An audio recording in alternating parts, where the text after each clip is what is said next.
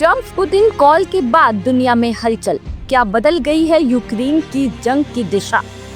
Trump और Zelensky की meeting के बाद बढ़ा सस्पेंस। वॉशिंगटन में तय हुई ये मुलाकात, लेकिन असल सवाल ये है कि किसके दबाव में? तो क्या ट्रंप की शांति योजना रूस के हक में झुकाव है? जी हाँ, आपको बता दें कि अमेरिकी राष्ट्रपति डोनाल्ड ट्रंप ने पुतिन से की सीधी बातचीत। अब ये बातचीत कूटनीति है या समझौता?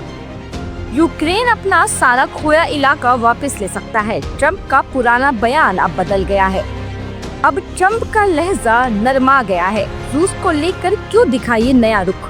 क्या पुतिन ने फोन कॉल में ट्रंप को राजी कर लिया?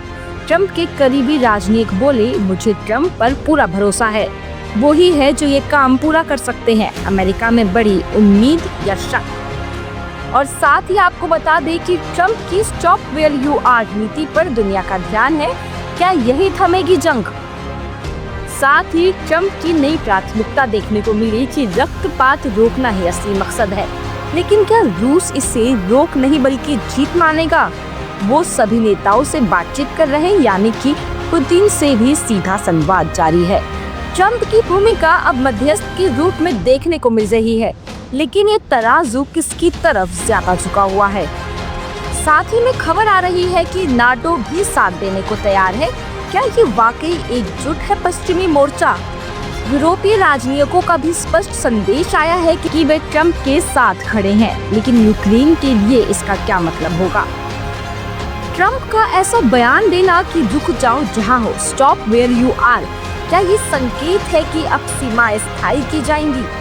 साथ ही में ये सब एक बड़ा सवाल खड़ा कर रहे हैं कि पुतिन को ये ठहराव क्यों रासा रहा? क्या ये जंग की नहीं, वो राजनीतिक सौदेबाजी की शुरुआत है? तो जैसे कि आपको याद दिला दे कि ट्रंप ने गाजा संकट में भी दिखाया डील मेकर अवतार, अब यूक्रेन में दोहराने की तैयारी। सवाल ये भी है कि क्या शांति का मतलब यूक्रेन की कुर्बानी है?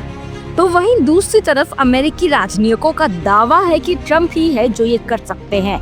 पर जनता क्या सोचती है इसके बारे में?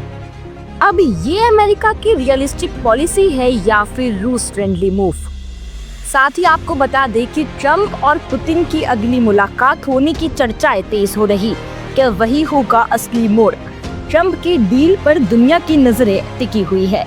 यहाँ पर शांति की योजना देखने को मिलेगी या सत्ता का खेल? फिलहाल स्टॉप वेयर यू आर यानी कि रोक दो जहां हो, ये आदेश है या नई लाइन ऑफ कंट्रोल? अगर रूस अमेरिका की बात मान ले तो क्या यूक्रेन के लिए यही हार की शुरुआत है? तो क्या अमेरिकी राष्ट्रपति डोनाल्ड ट्रंप वाकई यूक्रेन की आजादी के साथ खड़े हैं, या अब ट्रंप की नई रणनीति में शांति का मतलब समर्पण आ गया है? तो देखिए, ट्रंप और जेलेंस्की की वॉशिंगटन में मीटिंग पहले से ही तय थी, तो इसे किसी हालात की प्रतिक्रिया बोलना ठीक नहीं।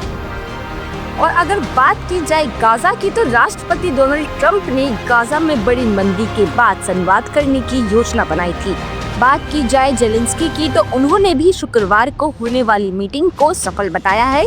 ट्रंप ने पुतिन के साथ अपनी भूमिका को नेतृत्व वाला बताया, जो केवल वे ही कर सकते हैं।